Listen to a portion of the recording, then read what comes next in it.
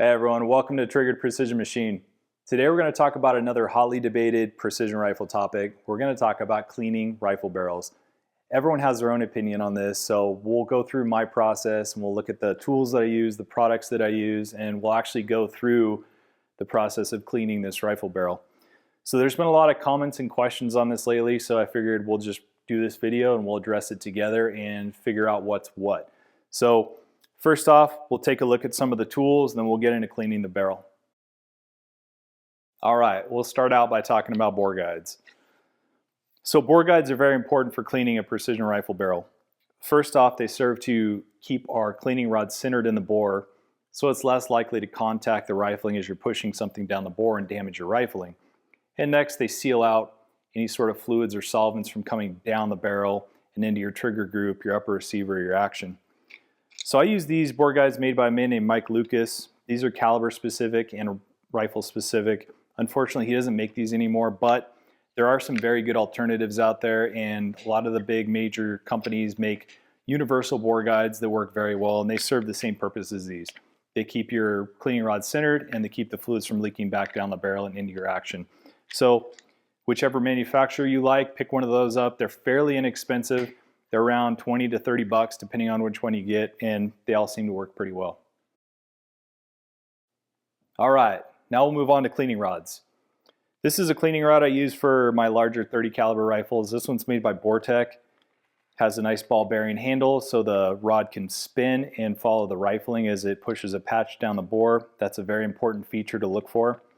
And this one is actually spring steel, and it's coated with a plastic which theoretically protects your bore better than a plain raw steel rod. And this one has a threaded end for the various Jags brushes and loops. And it's a very, very high quality cleaning rod. I've had this one for probably 12 years and it still works very well. Next up, I have a new one to me, and this one's made by Tipton. This is a carbon fiber rod, and the benefit to carbon fiber is that it can bend and it goes right back to its natural state, whereas some of the spring steel rods can bend and they'll stay bent, and once they bend, they're shot. You can't use them for rifle cleaning anymore. And this one still has a very smooth ball bearing handle and the threaded end for the various attachments. And last but not least, I have this little guy from Montana Extreme. This one's set up for 17 HMR. Once again, it's got a ball bearing handle. It's not quite as smooth as the other ones, but it still rotates freely when you're pushing a patch down the bore. And this is another spring steel coated rod, and it has the smaller threads for the smaller 17 HMR size Jags and brushes. All right, now we'll talk about bore cleaning solvents. So over the last 20 years, I've used probably every bore cleaner out there, and what I've found is some work, some don't.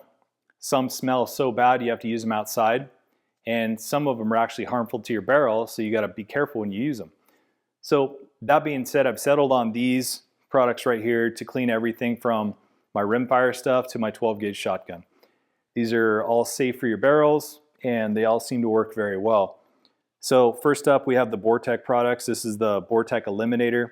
This is kind of an all-in-one bore cleaner, so it attacks the carbon as well as the copper, and it does a very good job at taking out both. And next up, for the heavily copper fouled barrels, I'll use this stuff after I use the Bortec Eliminator, but this stuff only removes copper, and it does so very well.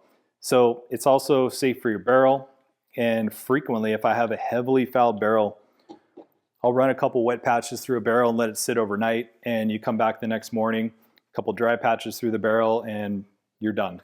The barrel is very clean. Then we come to the Wipeout Patch Out products.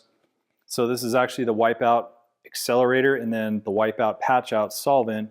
So the way this works is you soak a patch with the accelerator first, run that patch through the bore, and then follow it up with a patch of the Wipeout Patch Out. And allegedly this makes this stuff work a little bit better. This stuff works really well for copper, I found, not so good for carbon. So typically when I use this, it's after I attack the carbon with the Bortec Eliminator. But these are all good products, and once again, they're all safe for your bore. None of them smell bad, so it's not going to run you out of your reloading room or your gun room. And they all do a really good job at cleaning copper and carbon. All right, so we've talked about our cleaning rod, our bore guide, and our bore solvent. So all that's left to cover before we get started is our cleaning rod attachments and our patches. For precision rifle, I've pretty much simplified my process to where I just use Jags. Now, I'll show you the Jags up close, but on the right here, this is a Vortec Proof Positive Jag. This is made out of aluminum, and this is another, I think this is a Pro Shot Jag, but this one's made out of brass. So the benefit to using an aluminum Jag like this is it is not affected or attacked by your copper solvent. So a lot of copper solvents out there will attack this, and it shows up on your patch as blue, which indicates that you're pulling copper out of the barrel, which if you're using this and a solvent that attacks this, that's not the case. So you get a false reading. So I've stuck to these, and these aluminum Jags seem to work very well, and I have the aluminum patch pullers as well. All right, and last but not least, we'll talk about our patches real quick. So most of the patches I buy are like this, these cotton flannel patches. They're just simple and they work great. There are some different materials out there, like these are kind of a more heavy duty cotton material. I don't like these as well. I feel like they don't conform to the lands and grooves in the bore as well as the softer patches like this, but they all seem to work okay. You can buy the patches in a variety of shapes and sizes. As you see, I have little 1-inch circles all the way up to these 2-inch squares. So make sure you buy the correct size for the rifle you're cleaning and experiment with which ones you like. You might like the more heavy duty material on your patches as opposed to the softer one, who knows? But there's a bunch of stuff out there and patches are cheap, so buy a bunch of them. All right, now we're ready to get started. So I always like to wear gloves when I clean. I don't know if this stuff is super harmful or not, but it's nice to keep it off your hands. So we got to get our rifle ready to go. So we'll make sure it's unloaded. So visually and physically inspect it, remove the bolt. Magazine's already out. And then for this rifle, I got to remove the cheek piece. So we'll pop that off. And this is a 300 Norma Magnum. I don't have one of these Lucas bore guides for it, but this 300 Win Mag bore guide seems to work pretty good, and it still serves the purpose of centering the cleaning rod like we discussed before. So we'll pop that in there. And first things first, I like to put a rag down there to keep any solvent off the stock. So first things first, we saturate a patch with our Vortec Eliminator. Get one patch. I'm using this, I think this is a Montana Extreme aluminum Jag. But we'll saturate it with the Eliminator, and I like to get as much on there as possible. And then it's as simple as, I'll push it in until it feels resistance. I'll slide my little guide up there, grab on your rifle, and push. And it should be fairly snug, so you don't want something you have to ram up the barrel very hard. So you'll know once you do it for a while, you'll kind of know where you need to be as far as the pressure on the rod and stuff. You don't want to bend the rod. But there's the first patch out of the barrel. So what you'll notice is our first few patches are just going to be carbon. And that's exactly what we're seeing here. So a decent amount of carbon, and if you probably can't see it, but there is a little light blue on there, so it's starting to get to some of the copper on the barrel. But this barrel is a Brux, and I've got about 80 to 90 rounds through this barrel so far, and what I've noticed is it doesn't foul hardly as bad as my other Bartline barrels and some of the Kriegers that I have. It's a very high quality barrel, so I don't know if they do something different when they lap it, but I'm very impressed with it so far. It doesn't foul very bad at all. So we got our first patch in, and I like to clean the rod every time. So just use our little rag here, wipe it off. Then I'll follow that up with another patch.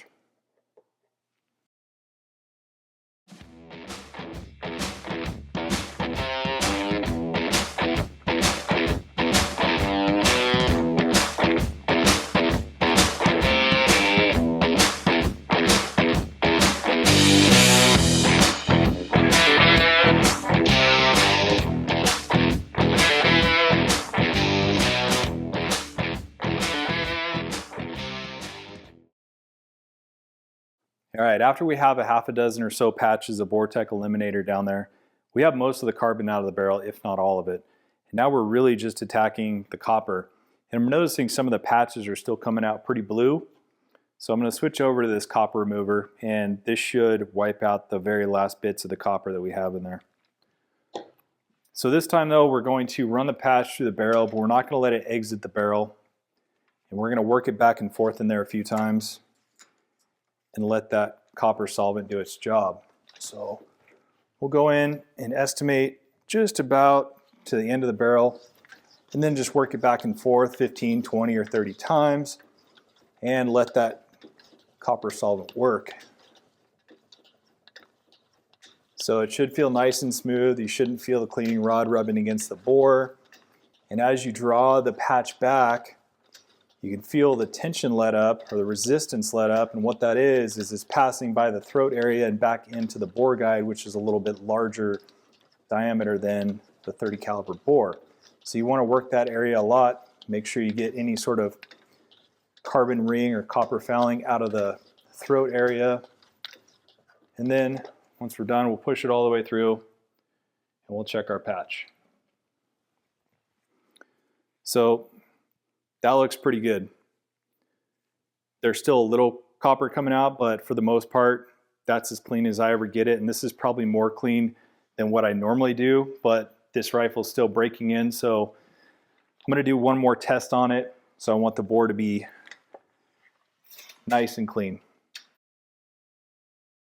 All right, so that copper remover did the trick. So just a couple patches of that real quick, and now the patches are looking really, really good. So this was the last one that came out of it, and there's hardly any copper on it at all. And it's worth mentioning that this is more than I typically do for my rifles once they're well seasoned and broken in. This rifle is still in the testing phase, so I'm cleaning the barrel a little bit more than I normally do. And I have a theory on that we'll get into later, but this is kind of part of my break-in process for the barrels. So I like to strip more copper than I normally do out of them while I'm in this process.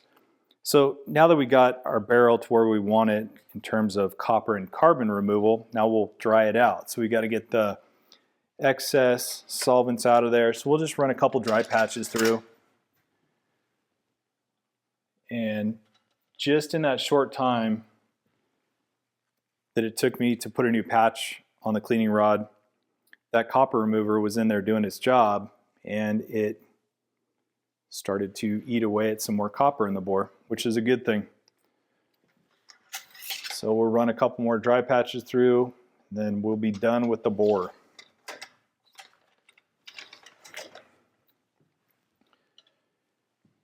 And I usually just run 3 dry patches or so and call it good.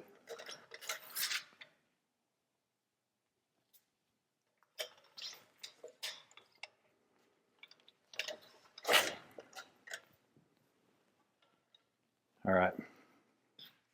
So yeah, there's nothing else coming out. So now we're done with the cleaning rod. We'll put that away. All right, so we've got our barrel nice and clean. We're just about ready to put it back together.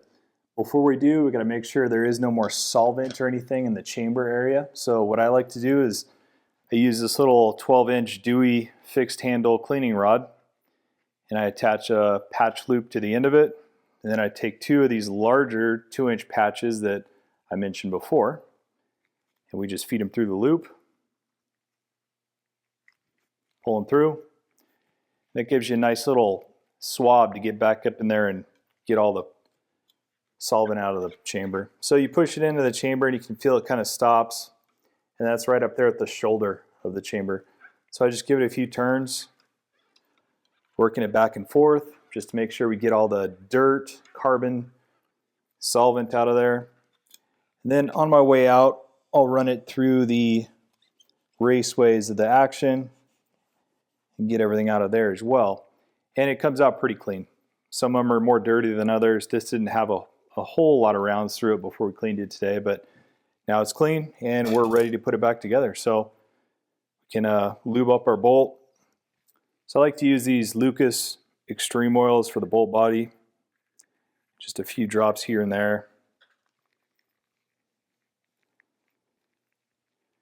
And then one thing that's important is for these bolt action rifles like the 700s and pretty much anything that's bolt action, I guess, but we need to make sure we put a grease, at least an oil, but ideally grease, on the back side of these lugs here, the bolt lugs.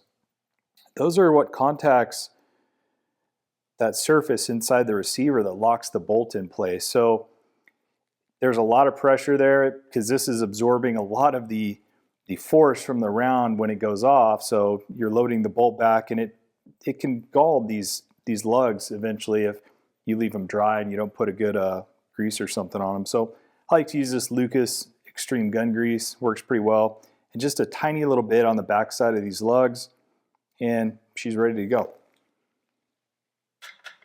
Slide that in, and that's smooth. So we can put our cheek piece back on.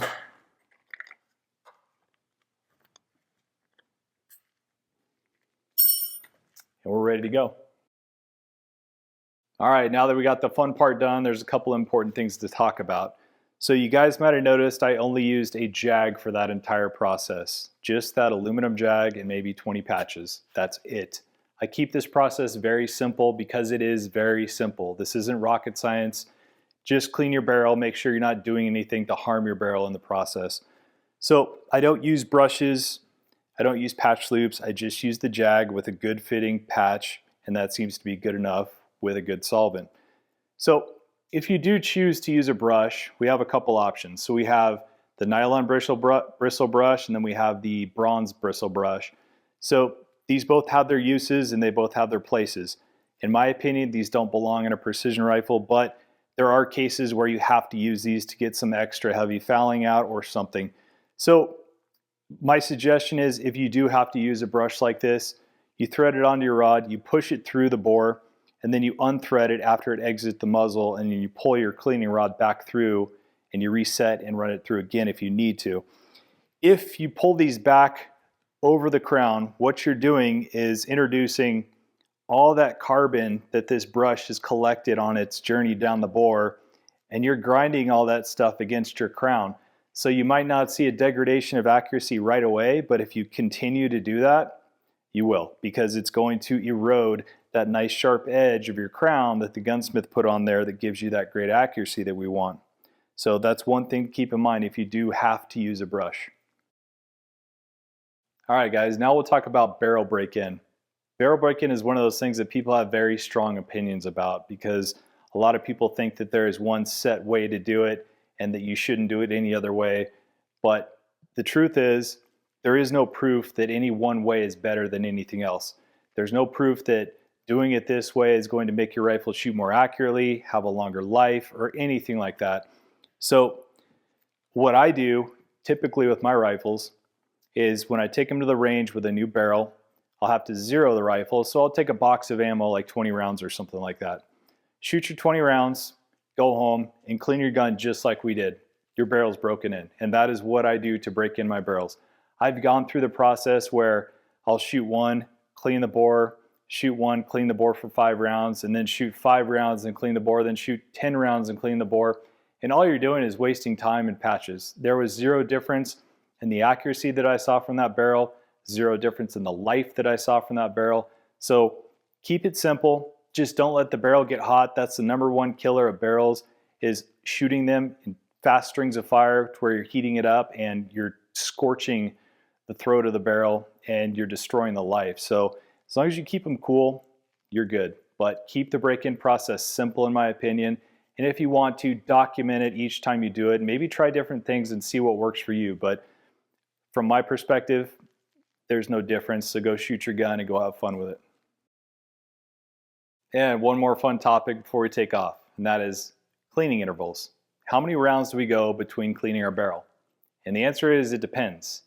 The reason I say that is because it depends on everyone's individual rifle and the barrel and the characteristics and what round you're shooting. So the way I clean my rifles right now is I do not touch the bore unless I see accuracy fall off. Something that tells me that there's something going on in the bore that's affecting my accuracy, and usually it's fouling, a carbon ring, or something like that that needs to be addressed. Then a simple clean procedure like we just did, and the accuracy comes right back. So I still keep a barrel log of the shots that go through the barrel, but I no longer use that to determine my cleaning intervals. These are solely based off of how the rifle's shooting. So very important, you can do more damage by over cleaning your rifle barrel than you can shooting it. So keep that in mind. And if it's not shooting bad, don't mess with it. I've had 308 barrels that have gone over 1,400 rounds without cleaning, and they're still sub half-minute guns. Well, thanks for watching, guys. I hope that clarified some of this stuff. I know that some of this stuff is kind of a mystery, and there's just a lot of information out there, and it's hard to sort through what's what. And honestly, I came upon this method very late in the game, and I went through several years where I'd change how I clean my rifle barrels every couple months, and I tried different things, and it's all the same. So simplify it, spend more time shooting, and have more fun. So just to recap a couple important points before we leave, have a good cleaning rod. I like these plastic coated ones. They protect your bore just a little bit more. And try to avoid using brushes whenever you can. There's times when we do need to use them, but you can accomplish 90% of your cleaning with just a good jag. I like these proof positive Jags. I think Montana Extreme and Bortec both make a version of this, but they don't give you false signs of copper, and they hold onto the patch very well, as you saw. And then the patches, just buy what's cheap. You don't need to spend a lot of money on some of the expensive stuff, and buy a good bore guide. If you can find a custom fit guide for your rifle, great. If not, the universal guides work just as well. So once again, guys, thanks for watching. Really appreciate it. And have a good night, and we'll see you next time.